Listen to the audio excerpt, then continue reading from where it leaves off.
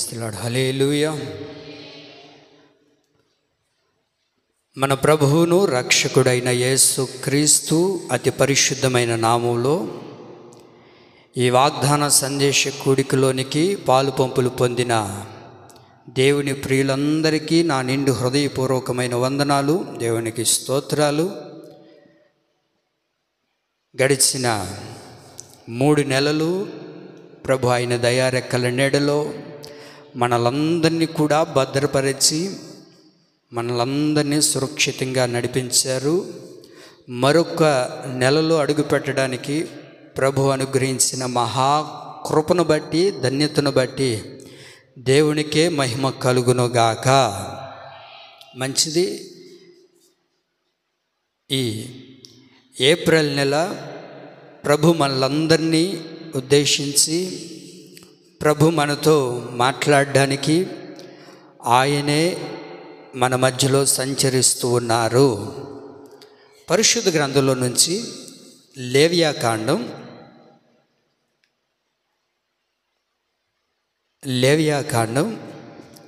26వ అధ్యాయము 6వ వాక్యంలో రాయబడిన మాటలు నేను చదువుతున్నాను, జాగ్రత్తగా వినండి. లేవియాకాండం 26వ అధ్యాయము 6వ వాక్యంలో, నేను మీకు క్షేమము కలగజేసేదను, మీరు పండుకొనున్నప్పుడు ఎవడునూ మిమ్మను భయపెట్టడు. మరొకసారి, నేను మీకు క్షేమము కలుగజేసేదను. ఈ నెల వాగ్దానం, నేను మీకు క్షేమము కలుగజేసేదను. చెప్పండి అందరూ. ఈ ఏప్రిల్ నెలలో మనం ఆరాధిస్తున్న యేసు క్రీస్తు ప్రభుల వారు మనలందరితో మాట్లాడుతున్న మాట, నేను మీకు క్షేమము కలుగజేసేదను. ఆమేన్ చెప్పండి గట్టిగా. నేను మీకు క్షేమము కలుగజేసేదను. క్షేమము లేని పరిస్థితుల్లోనే ప్రతి వ్యక్తి, ప్రతి మానవుడు నడిపించబడుతూ ఉన్నాడు. గడిచిన దినాల్లో, గడిచిన సంవత్సరాల్లో, గడిచిన నెలల్లో ఎన్నో క్షేమం లేని పరిస్థితులన్నిటినీ మనం దాటుకుంటూ వచ్చాం. అయితే మనలందరినీ కూడా గుర్తిరిగిన దేవుడు ఈ నెలలో ప్రభు అంటారు, నేను మీకు క్షేమము కలగజేసేదను. బయట పరిస్థితులను చూసి మీరు ఆందోళన చెందొద్దు. బయట జరుగుతున్న విపత్తులను చూసి మీరు ఆందోళన చెందొద్దు. వీటన్నిటిని గుర్తిరిగిన దేవుడే స్వయంగా ఈ ఏప్రిల్ నెలలో ఆయనే మనకు క్షేమాన్ని కలగచేయునుగాక. మీ పక్కనున్న వారితో చెప్పండి, యేసయ్య నీకు క్షేమం కలగచేయునుగాక. చెప్పండి, యేసయ్య నీకు క్షేమం కలగచేయునుగాక. చెప్పారా? చెప్పుకున్నారా? నా దేవుడు మనందరికీ క్షేమాన్ని అనుగ్రహించునుగాక. మీరు విశ్వసించండి, నమ్మండి, దేవుని మీద ఆధారపడండి. ఎలాంటివి జరుగుతున్నా, ఎన్ని విపత్తులు అవుతూ ఉన్నా, ఎలాంటి పరిస్థితులు తారుమారుగా జరుగుతూ ఉన్నా సరే, ఈ ఏప్రిల్ నెలలో వాగ్దానం చేసిన దేవుడు అంటారు, నేను మీకు క్షేమము కలుగు చేసేదను. ఈ మాటలు చదువుతూ ఉన్నప్పుడు, నేను బాగా ప్రార్థన చేస్తూ ఉన్నప్పుడు ప్రభు దగ్గర, ప్రభువా ఏ వాగ్దానం చెప్పాలి? బయట పరిస్థితులు ఏమో తారుమారుగా ఉన్నాయి. బయటికి వెళ్దామంటే క్షేమం లేదు. సరే, ఇంట్లో కూర్చుందామంటే క్షేమం లేదు. సరే, వేరొక దేశానికి ఏమైనా పారిపోయి వెళ్దాము, అక్కడన్నా సురక్షితంగా ఉందాం అనుకుంటే అక్కడ కూడా క్షేమం లేదే. ఎక్కడ మానవుడికి క్షేమం లేని పరిస్థితుల్లో బ్రతుకుతూ ఉన్నాము అన్నప్పుడు ప్రభు అంటారు, నేను మీకు క్షేమాన్ని కలగజేస్తాను. నేను మీకు క్షేమాన్ని కలగజేస్తాను. తర్వాత, మీరు పండుకొనున్నప్పుడు ఎవడు మిమ్మను భయపెట్టడు. మీరు పండుకున్నప్పుడు ఎవడు మిమ్మల్ని భయపెట్టడు. ఈ రోజున క్షేమం లేని పరిస్థితులను చూసి పడుకోవాలన్నా సరే భయపడిపోతూ ఉన్నారు. అలా నిద్రపోదాములే అని అనుకున్నా కూడా భయం. ఎందుకు భయపడుతున్నారు మానవులు ఈ రోజున అంటే క్షేమం లేదు. కారణం ఏంటి? ఎవరు వచ్చి ఏం చేస్తారో తెలియదు, ఎప్పుడు ఏం జరుగుతుందో తెలియదు. సుఖంగా నిద్రపోతూ ఉన్న ప్రజల మధ్యలోనే ఓ పెద్ద భూకంపం కలిగి పెద్ద పెద్ద అంతస్తులు బిల్డింగ్లే కూలిపోతున్న రోజుల్లో బ్రతుకుతున్నాం. అక్కడక్కడ భూకంపాలు, బాగా ఉందిలే, సురక్షితంగా ఉన్నాంలే, ఇంకే ఆపద రాదులే అని అనుకున్నప్పుడు ఏదో ఒక విపత్తు. చూడండి, ఇన్ని విపత్తులు జరుగుతూ ఉన్నప్పుడు ఎలా క్షేమంగా మనం నిద్రపోగలుగుతాం? ఎలా నెమ్మదిగా పడుకోగలుగుతాం? అయితే ప్రభు అంటారు, నేను మీకు క్షేమాన్ని కలుగజేస్తాను. మీరు పండుకున్నప్పుడు ఎవ్వడు మిమ్మల్ని భయపెట్టడు, మీ దగ్గరికి రాడు. మీరు నిరుత్సాహంగా లేకపోతే నిస్సహాయ స్థితిలో పడుకోలేకపోతున్నామండి, మాకు భయంగా ఉంది, భయ ఆందోళనతో మేము నడిపించబడుతున్నాం. మనం ఎప్పుడెప్పుడు అనేక సందర్భాల్లో వింటూ ఉంటాం, అప్పుడప్పుడు వింటూ ఉంటాం. వాస్తవానికి ఈ ఎండాకాలం వచ్చినప్పుడు, ఈ వేసవి కాలం వచ్చినప్పుడు మనం ఎక్కువగా వినే మాటలు ఏంటో తెలుసా? అదిగో ఉదయగిరిలో వచ్చారంటే గొంతులు కోసేవాళ్ళు. ఎప్పుడు చెప్తారో చెప్పండి? వానాకాలం చెప్పరు, చలికాలం చెప్పరు. ఎప్పుడైతే వేసవి కాలంలోనికి మనం అడుగు పెడతామో అప్పుడప్పుడు లేస్తుంటాయి ఇలాంటి వార్తలు. ఏమని? బయట పడుకోబాకండమ్మా, గేట్లు వేసుకోండి, తలుపులు వేసుకోండి, జాగ్రత్తగా ఉండండి, మిద్దె పైన పడుకోబాకండి. ఏమి? గొంతులు కోసేవాళ్ళు వస్తున్నారు. క్షేమం లేని పరిస్థితులు, సుఖంగా నిద్రపోదామంటే లేని పరిస్థితులు. కారణం ఏంటి? గొంతులు కోసేవాళ్ళు వస్తారని, లేకపోతే దొంగ పడతారని, లేకపోతే ఎలాంటి ఇబ్బందులు కలుగుతాయేనో, లేకపోతే ఒకవేళ బయట పడుకుందాము అని అంటే ఏ విష సర్పాలు వస్తాయో, ఏ పురుగు బొట్టలు వస్తాయో అన్న పరిస్థితులు. నెమ్మదిగా పడుకునే పరిస్థితి కాదు. అందుకని ప్రభు అంటారు, మీరు భయపడొద్దు, మీరు భయపడబాకండి, నేనే మీకు క్షేమాన్ని కలగజేస్తాను. చెప్పండి, దేవుడే మనకు క్షేమాన్ని కలగచేయబోతున్నారు. ఈ నెలలో దేవుడే మనకు క్షేమాన్ని అనుగ్రహించునుగాక. దేవుడే మనకు క్షేమాన్ని అనుగ్రహించునుగాక. దేవుడే మనకు క్షేమాన్ని అనుగ్రహించునుగాక. మనం ఏమనుకుంటాం తెలుసా?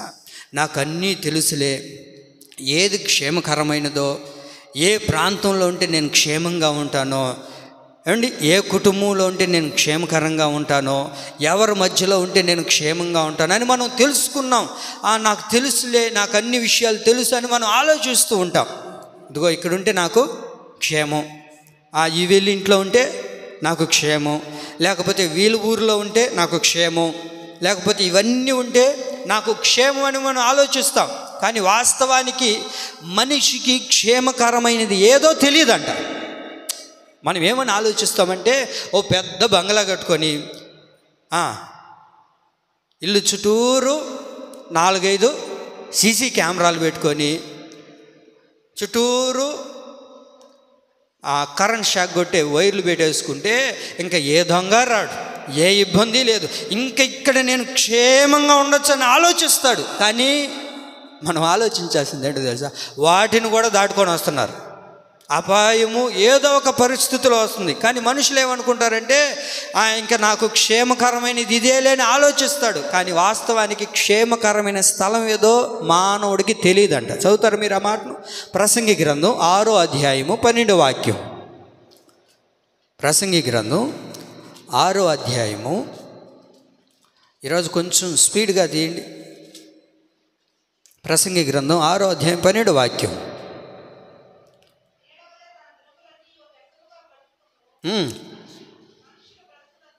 మనుషుల బ్రతుకునందు ఏది వారికి క్షేమకరమైనదో ఎవరికి తెలియను. ఎవరికి తెలుసండి? ఇది నాకు క్షేమము, ఇది నాకు క్షేమాన్ని కలగజేస్తుంది, ఇదిగో ఈ వ్యక్తులు నాకు క్షేమం కలగజేసేవాళ్ళు, లేకపోతే డబ్బు నాకు క్షేమం కలగజేస్తుంది, లేకపోతే అనేక విషయాలను నాకు క్షేమం కలగజేస్తాయని మనకు మనం అనుకుంటాం. కానీ వాస్తవానికి మనిషికి తెలియదు, ఏది క్షేమం కలగజేస్తుందో మనకు తెలియదండి.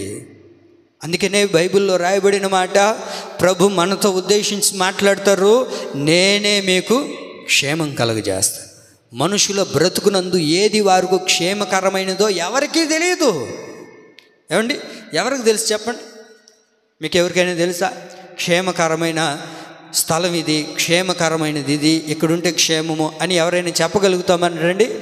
ఎవరు చెప్పలేం. ఎక్కడా మనం చూడలేం. మనం అనుకునేది ఏంటో తెలుసా?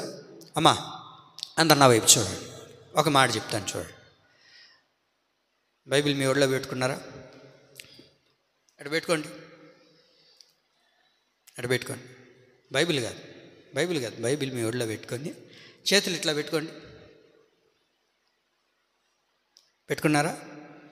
యోబు గ్రంథం 21వ అధ్యాయము 16వ వాక్యం తీయండి. ఒక చేయి ఖాళీగానే ఉంది కదా, ఒక చేతితో తీయండి. యోబు గ్రంథం 21వ అధ్యాయము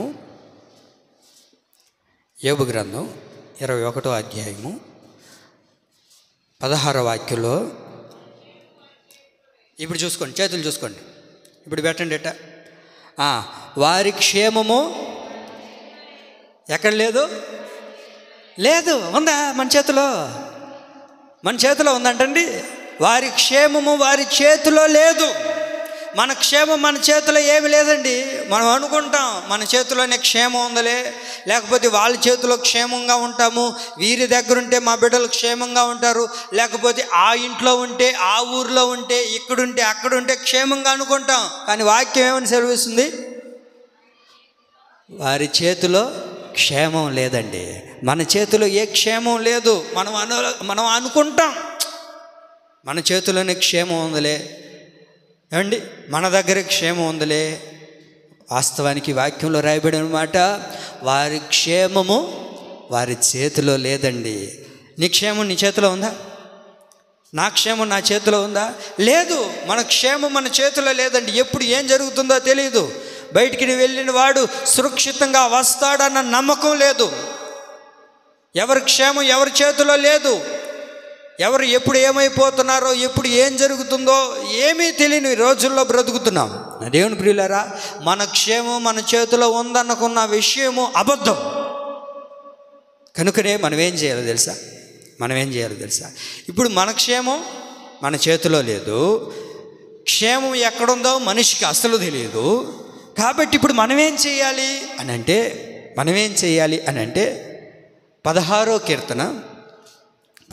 కీర్తన అందరు తీయాలి. 16వ కీర్తన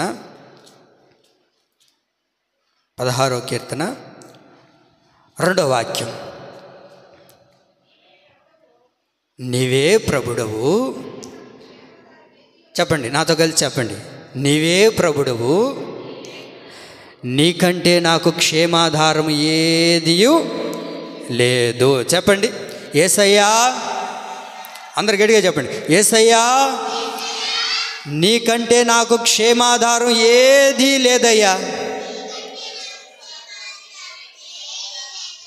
యేసయ్యా పిలవండి ఒకసారి. ఎట్లా పిలిచేది?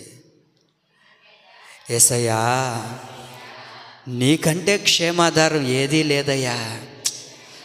ఇది రోజులు మా చేతిలో ఉందనుకున్నాము, లేకపోతే పలానా స్థలంలోనో, పలానా ప్రాంతంలోనో, పలానా విషయంలో ఉందనుకున్నాను, భ్రమపోయాను. కానీ వాస్తవానికి ఎవరి క్షేమం ఎవరి చేతిలో లేదండి. అందుకనే దీనంగా హృదయపూర్వకంగా దావీదు అంటారు, ప్రభువా నీకంటే నాకు క్షేమాధారం ఏదీ లేదయ్యా. ఇది మనం అడగాలండి దేవుడిని. ప్రభువా నీకంటే క్షేమాధారం ఇంకొక స్థలం లేదు, ఇంకొక ప్రాంతం లేదు, ఇంకొక నివాసం లేదు. క్షేమాధారాన్ని కలగజేసేవాడు నీవే. నీ దగ్గరే క్షేమాధారం ఉందయ్యా, నీలోనే క్షేమం ఉందయ్యా. నీ దగ్గరకు వచ్చిన వారును, నీలో ఉన్నవారును, నీలో నివసిస్తున్న వారికి నువ్వేం కలగజేయబోతున్నావు తెలుసా దేవా? క్షేమాధారమై ఉన్నావయ్యా. క్షేమాధారమైన దేవుడు మనం ఆరాధిస్తున్న దేవుడు. ఆయన దగ్గరే మనకు క్షేమాధారం ఉంది. ఈ చిన్న ప్రార్థన నువ్వు చేసుకోగలిగితే దేవుని దగ్గర, ప్రభువా నీకంటే నాకు క్షేమాధారం ఎక్కడుందయ్యా అండి? ఎక్కడుంది చెప్పండి? ఉందా? ఆయన కాకుండా ఇంకొక దగ్గర క్షేమాధారం ఉందంటండి. ఎవరు అంటున్నారు బ్యాంకాకులో అని. ఉందా బ్యాంకాకులో? బ్యాంకాకులోనే బయటకు బరిగెడుతున్నారు. బ్యాంకాక్లో బయటికి పరిగెడుతున్నారు. కారణం ఏంటి? భూకంపం, బిల్డింగులు కూలిపోతున్నాయి. ఏమండి, అక్కడక్కడ భూకంపాలు. మనం ఈ ప్రాంతం సురక్షితం, ఈ దేశాలు సురక్షితం అనుకుంటున్నవన్నీ కూడా కూలిపోతున్నాయి, భూకంపాలు. కారణం ఏంటో తెలుసు అంటండి, దేవుని రాకడ సమీపముగా ఉంది. దేవుని రాకడ సమీపంగా ఉంది, దగ్గరలో ఉంది. కనుక ఆ రాకడకు మనం సిద్ధపాటు కలిగిన వారిగా ఉండి, ప్రభువా నీకంటే క్షేమాధారం ఏదీ లేదయ్యా, ఏదీ లేదు ప్రభువా, నీకంటే క్షేమాధారం ఏదీ లేదయ్యా. మరి ఇప్పుడు ఈ క్షేమాధారాన్ని, ఈ క్షేమము దేనికి ప్రభు కలగజేస్తాడు తెలుసు అంటండి. క్షేమము దేనికి కలగజేస్తాడు అని అంటే, సమూయేలు మొదటి గ్రంథం 25వ అధ్యాయము, సమూయేలు మొదటి గ్రంథం 25వ అధ్యాయము 6వ వాక్యం చదువుదాం.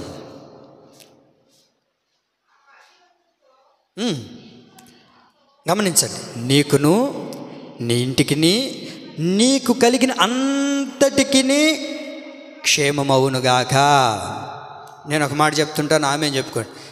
నీకు ప్రభు క్షేమం కలుగ చేయునుగాక, నీ ఇంటికి ప్రభు క్షేమం కలుగ చేయునుగాక, నీకు కలిగిన అంతటికి ప్రభు క్షేమం కలుగ చేయునుగాక, నీ ఆత్మీయ జీవితానికి ప్రభు క్షేమాన్ని కలుగ చేయునుగాక, నీ శరీరానికి ప్రభు క్షేమాన్ని కలుగ చేయునుగాక, నీవు చేస్తున్న ఉద్యోగానికి ప్రభు క్షేమం కలుగ చేయునుగాక, నీ చేతి పనికి ప్రభు క్షేమం కలుగ చేయునుగాక, మన సంఘానికి ప్రభు క్షేమాన్ని కలుగ చేయునుగాక. ఎంత మంచి మాట అంటండి. నీకును నీ ఇంటికి నీకు కలిగిన అంతటికి. వింటున్నారా మీరు బాగా?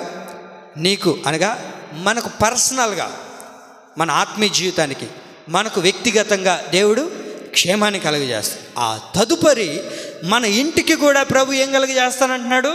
క్షేమాన్ని కలుగజేస్తానంటున్నాడు. ఆ తరువాత ఏముంది?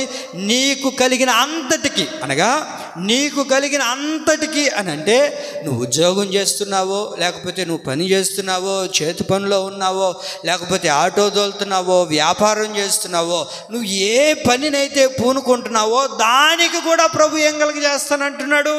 క్షేమాన్ని కలుగజేస్తానంటున్నాడు. నీకు కలిగిన అంతటికి. 3 విషయాలు ఇక్కడ. నీకు, నీ ఇంటికి, నీకు కలిగిన అంతటికి. ప్రాణ ఆత్మ శరీరాలకు నా యేసయ్య క్షేమాన్ని కలుగ చేయునుగాక. బాహ్యంగాను ఆత్మీయంగాను ప్రభు మనకు క్షేమాన్ని ఇవ్వబోతూ ఉన్నాడండి. ఆమేన్. చాలామంది ఏంటో పాస్టర్ గారు, అసలు క్షేమం అనేదే చూడలేకపోతున్నాం. అసలు క్షేమం మాలో కలుగుతుందంటారా? ఆ క్షేమం లేక ఎన్నో ఇబ్బందులు, ఆ క్షేమం లేక ఎన్నో రాత్రులు, ఎన్నో దినాలుగా మేము కన్నీరు కాస్తున్నాం, దుఃఖపడుతున్నాం, దుఃఖంతో నింపబడిపోయి ఉన్నామయ్యా. మనుషుల ద్వారా క్షేమం వస్తుందిలే, మనుషుల ద్వారా క్షేమంగా ఉండొచ్చులే అని అనుకుంటే ఆ మనుషులే మమ్మల్ని దుఃఖపెట్టారు. ఆ మనుషులే మాకు కన్నీటికి కారణమయ్యారు. ఆ వ్యక్తుల ద్వారానే మేము దుఃఖాక్రాంతులుగా నింపబడిపోయాం. ఇదిగో కొన్ని పరిస్థితుల ద్వారా మేము క్షేమంగా ఉంటాంలే అని అనుకుంటే ఆ పరిస్థితులను బట్టే మాకు కన్నీరి అన్నపానాలుగా మార్చబడ్డాయి. మేము ఈ రోజున దుఃఖంతో నింపబడ్డాం, దుఃఖంతో కన్నీరు కారుస్తూ ఉన్నాం. ఈ దుఃఖంలో క్షేమం లేదు. దుఃఖం లేక, క్షేమం లేక మా జీవితాల్లో ఎన్నో ఇబ్బందులు ఎదురవుతూ ఉన్నాయి అని అంటున్నట్లయితే ప్రభు ఎవరో తెలుసా? ప్రభు ఎంత గొప్పవాడో మనకు తెలియజేసే ఒక చక్కటి వాక్యము యోబు గ్రంథం 5వ అధ్యాయము 11వ వాక్యం చూద్దాం. యోబు గ్రంథం 5వ అధ్యాయము 11వ వాక్యం. యోబు గ్రంథం 5వ అధ్యాయం 11వ వాక్యంలో, దుఃఖపడు వారిని క్షేమమునకు లేవనెత్తువాడే నీవు నేను ఆరాధిస్తున్న ప్రభు అయిన యేసుక్రీస్తు. ఆమేన్. ఆయన ఎవరో తెలుసండి? దుఃఖపడు వారిని క్షేమమునకు లేవనెత్తేవాడు. అయ్యా, నా బిడ్డలకు క్షేమం లేదయ్యా, నా కుటుంబానికి క్షేమం లేదయ్యా, ఇదిగో నేను సంపాదించుకున్న దానికి క్షేమం లేకుండా ఉంది, కనుకనే నేను దుఃఖపడుతూ ఉన్నాను. ప్రభు అంటారు, దుఃఖపడు వారిని క్షేమమునకు లేవనెత్తబోతూ ఉన్నాడు. ఆమేన్. ఆయన ఎంత మంచి దేవుడోనండి, ఆయన ఎంత గొప్ప దేవుడో మనకి ఇక్కడ వివరిస్తూ ఉన్నారు.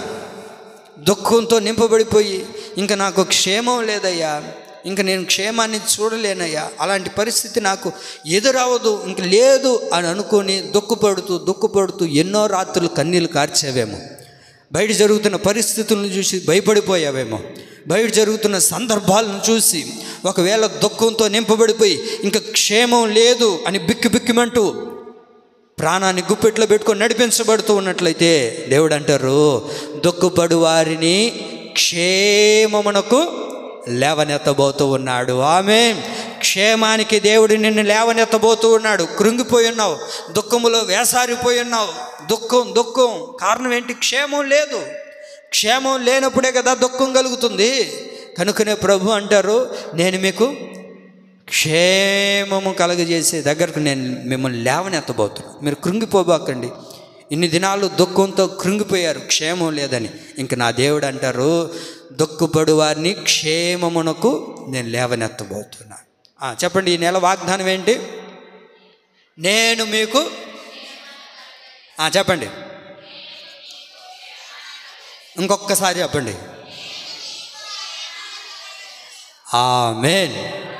ఇప్పుడు క్షేమం కలగాలంటే ఒక 3 విషయాలు మనం పాటించాలండి. దేవుడు ఖచ్చితంగా నేను మీకు క్షేమం కలగజేస్తాను, మీరు పండుకొనున్నప్పుడు ఎవడు మిమ్మల్ని భయపెట్టనియ్యడు అని ప్రభు మనతో మాట్లాడారు కదా. ఇప్పుడు క్షేమం కలగాలంటే ఒక 3 విషయాలు కానీ మనం పాటించగలిగితే, 3 విషయాలు మనం తూచా తప్పకుండా మన దైనందిన జీవితాల్లో మనం అవలంబించుకోగలిగితే, దానిని మనం చేయగలిగితే నిశ్చయముగా దేవుడు మన వెంట క్షేమాన్ని కలగచేయునుగాక. క్షేమం కలగాలంటే వినాలి అందరు బాగా. క్షేమం కలగాలంటే మనం మొట్టమొదటిగా చేయవలసింది ఏంటో తెలుసా? తల్లిదండ్రులను గౌరవించాలి. ఏం చేయాలి? తల్లిదండ్రులను గౌరవించాలి, సన్మానించాలి, వారిని ఆప్యాయంగా ప్రేమగా చూసుకోవడం చేయాలి. చూడండి, ద్వితీయోపదేశకాండం 5వ అధ్యాయం, ద్వితీయోపదేశకాండం 5వ అధ్యాయం 16వ వాక్యం చదువుతారు.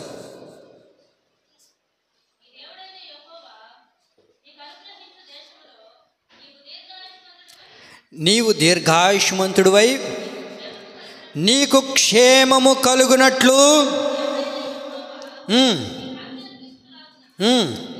నీ తండ్రిని నీ తల్లిని సన్మానించుము. నీ తల్లిని నీ తండ్రిని నువ్వు సన్మానించగలిగితే దేవుడు నీకు క్షేమాన్ని కలగజేస్తాడు. ఒక వ్యక్తికి దేవుడు క్షేమం కలగచేయాలి అని అంటే వారి యొక్క తల్లిదండ్రులను ఏం చేయాలి? సన్మానించడం ప్రారంభించాలి, గౌరవించడం ప్రారంభించాలి, వారిని ఆప్యాయంగా చూసుకోవడం ప్రారంభించాలి. నా దేవుని ప్రియులారా, ఈ రోజున క్షేమం కలగట్లేదు అని అంటే నీ తల్లిదండ్రులకు నువ్వు లోబడుతున్నావా? తల్లిదండ్రులను గౌరవించగలుగుతున్నావా? తల్లిదండ్రులను సన్మానించగలుగుతున్నావా?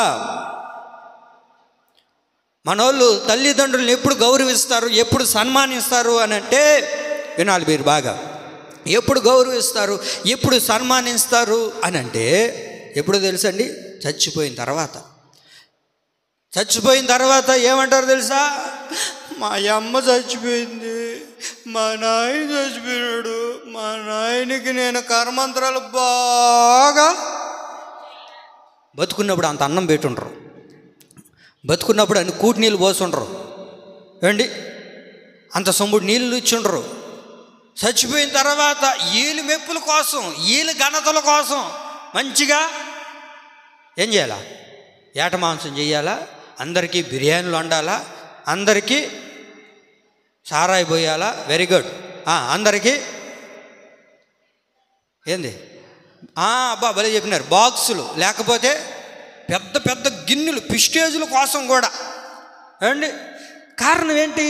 నీ తల్లిదండ్రులు ఉన్న ప్రేమను బట్టే కాదు, నీ గౌరవం పెంచుకోవడానికి. నేను ఎంత చేశాను, గ్రాండ్గా చేశాను కర్మంత్రాలు, ఏమండి గ్రాండ్గా చేసినాను నేను, గ్రాండ్గా. ఎవడికి కావాలి నీ గ్రాండ్గా? బ్రతుకున్నప్పుడు అంత అన్నం పెట్టుండ్రు, బ్రతుకున్నప్పుడు వాళ్ళని పరామర్శించుండ్రు, బ్రతుకున్నప్పుడు ఒక యాపిల్ పండు తెచ్చిచ్చుండ్రు, బ్రతుకున్నప్పుడు ఒక అట్టుపండు పెట్టుండ్రు. చచ్చిన తర్వాత బ్రతుకున్నప్పుడు ఆ ఇంటి బయటే పడుకోబెట్టుంటారు. బ్రతుకున్నప్పుడు ఆ ఇంటి బయటే పడుకోబెట్టుంటారు. అంత మంచం వేస్తుంటారు. అది కూడా ఓకతుంటుంది ఎట్టెట్ట. అది గుంట కూడా పడిపోయి ఉంటుంది. పాపం ఆ ముసలాం ఎట్టుంటుంది, ఏది ఆ మంచంలో పడుకొని ఎట్టుంటుంది, అప్పుడే పోయేటట్టే ఉంటుంది. ఈడు 10 సార్లు తిరుగుతుంటాడు ఆడ. ఏ రోజు అడుగును పాపాను పోయి ఉండు. ఏమ్మా అన్నం తిన్నావా, ఎట్లుంది ఆరోగ్యం, టైంకి మాత్రం వేసుకున్నావు లేదా, ఈ అడగడు. ఎప్పుడెప్పుడు పోతావా, నాశగా ఉంది నీదే, గల్లంతా ఏడా వస్తున్నావా, యాందిదే ఏడా వచ్చేదే. పోయిన తర్వాత రాత్రి అంతా బాగాతం పెడతారు, రాత్రి అంతా బుర్రకథ పెడతారు, రాత్రి అంతా అన్నీ చేస్తుంటారు. బ్రతుకున్నప్పుడు అంత అన్నం ముద్ద పెట్టుంటారు. మరి నీకు ఎలా క్షేమం కలుగుతుంది అనుకుంటున్నావు? దేవుని యొక్క వాక్యం అంటుంది ఏంటో తెలుసా? నీ తల్లిదండ్రులు నువ్వు సన్మానించాలి, నీ తల్లిదండ్రులు నువ్వు గౌరవించడం ప్రారంభించాలి. ఈరోజున తల్లిదండ్రులు ఎవరు గౌరవిస్తున్నారండి? ఎవరు సన్మానిస్తూ ఉన్నారు? తల్లిదండ్రుల మాట వింటున్నావా? తల్లిదండ్రుల మాట విన్నంత కాలం మనకు క్షేమం ఉండదు. తల్లిదండ్రుల మాట ఎవరైతే వింటారో, తల్లిదండ్రుల మాటకు ఎవరైతే లోబడతారో, తల్లిదండ్రులను ఎవరైతే సన్మానిస్తారో, వాక్యంలో రాయబడింది, నేను వారికి క్షేమాన్ని కలగజేస్తాను. ఏం కలగజేస్తాడు దేవుడు? మనకు క్షేమాన్ని కలగజేస్తానని వాక్యం సెలవిస్తుంటే మనం మాత్రం ఏం చేస్తున్నాం? సన్మానించగలుగుతున్నామా? గౌరవించగలుగుతున్నామా? ఆప్యాయంగా మాట్లాడగలుగుతున్నామా అండి? ప్రేమగా ఏ రోజైనా రండి వాళ్ళని పరామర్శించగలుగుంటామండి. రండి ఏ రోజు పిలిచి వాళ్ళకి ఏమి చేసి ఉంటాం మనం? మళ్ళీ వాళ్ళపైనే దబాయించి మాట్లాడుతుంటాం, వారి మీదే తెగరబడుతూ ఉంటాం, వాళ్ళనే దబాయిస్తూ ఉంటాం. ఆ దేవుని ప్రియులారా, దేవుడు నీకు ఇచ్చిన తల్లిదండ్రులను ఎప్పుడైతే గౌరవిస్తావో, దేవుడు నువ్వు అడిగిన అడగకపోయినా నీ వెంట క్షేమాన్ని పరిగెత్తేటట్లుగా ప్రభు చేస్తాడు. ఆమేన్. అందులో సందేహమే లేదండి. అయితే ఈ రోజున చాలామంది ఏం చేస్తున్నారు తెలుసా అంటండి? ఏం చేస్తున్నారు చెప్పనా? తల్లిదండ్రులను సన్మానించకపోగా ఏమండి ఏం చేస్తున్నారు అని అంటే, లేవియాకాండం 20వ అధ్యాయం 9వ వాక్యం చదవండి.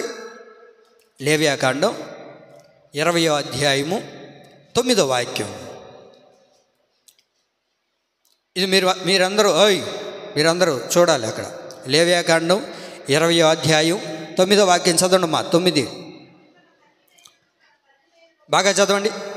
ఎవడు తన తండ్రినైనను తన తల్లినైనను దూషించునో వానికి మరణ శిక్ష విధింపవలెను. వాడు తన తండ్రినో తల్లినో దూషించును గనుక తన శిక్షకు తానే అది. చూసారా ఏమని రాయబడింది అక్కడ? తల్లిని తండ్రిని దూషించకూడదు. దూషించేమా ఏం కలుగుతుంది? మరణ శిక్ష. ఏది కలుగుతుందంట? మరణ శిక్ష. ఆ తర్వాత నీ తండ్రినైనను తల్లినైనను దూషిస్తే తన శిక్షకు తానే కారకుడు. అది తల్లిదండ్రుల్ని దూషించిన తల్లిదండ్రులను వ్యతిరేకంగా మాట్లాడిన తల్లిదండ్రుల మీద తిరగబడిన, ఒకవేళ వాడుకు శిక్ష ఏదైనా కలిగితే ఆ శిక్ష వాడికే కారణం అంటారు. మీకు అర్థమైందా? అక్కడ రాయబడిన మాటలు వినాలి మీరు బాగా. తల్లిదండ్రుల మీద తిరగబడి, తల్లిదండ్రులని దూషిస్తూ, తల్లిదండ్రుల మీద వ్యతిరేకంగా మాట్లాడుతూ, ఆ దేవుని ప్రియులారా, జాగ్రత్త.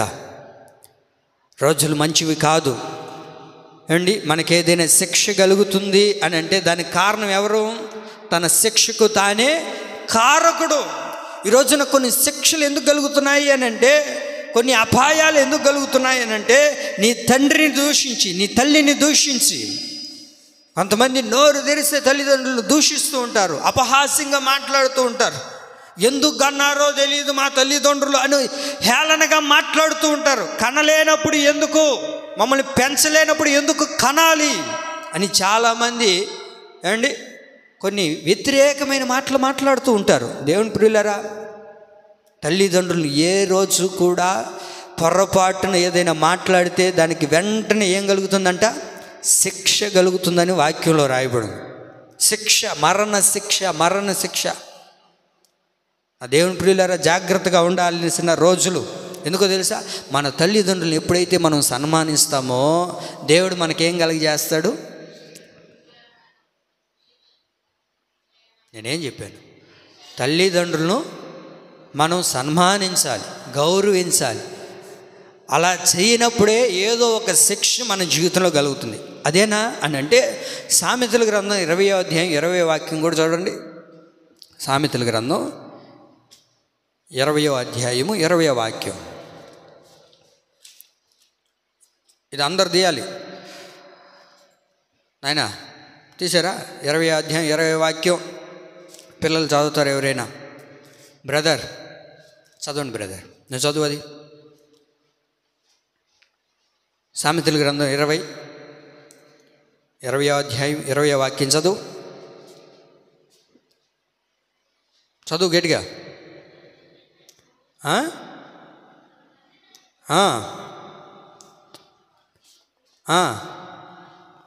ఇప్పుడు నువ్వు చదవండి ఎవరైనా. మా పాప నువ్వు చదువు. అమ్మ ఆగమ్మా, అమ్మ చదవండి, చదవమ్మా, నువ్వు చదువు గట్టిగా.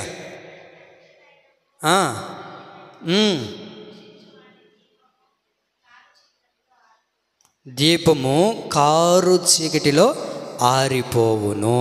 దీపము కారు చీకటిలో ఆరిపోతుందంట. నేను వాక్యం చదువుతున్నప్పుడు చీకట్లో ఆరిపోవచ్చు కదా.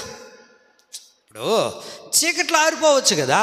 ఎలాంటి చీకటి అంటే ఇక్కడ కారు చీకటి అంట. ఏమండి, చిమ్మ చీకటి ఒక అగాధంలో పడిపోతే ఎంత చీకటిగా ఉంటుందో అలాంటి చీకటి పరిస్థితుల్లో దీపం ఆరిపోతుంది. దానికి అర్థం ఏంటో తెలుసండి? తన తండ్రినైనను తల్లినైనను దూషించు వాని దీపము కారు చీకటిలో ఆరిపోవునంటే అన్ని పరిస్థితులు చీకటమయంగా మారిపోతాయి. ఇంక ఎటు నువ్వు రాలేవు, ఎటు నువ్వు చూడలేని పరిస్థితి, ఎటు నుంచైనా బయటికి రావచ్చులేను అనుకున్నప్పటికీ రాలేని పరిస్థితి.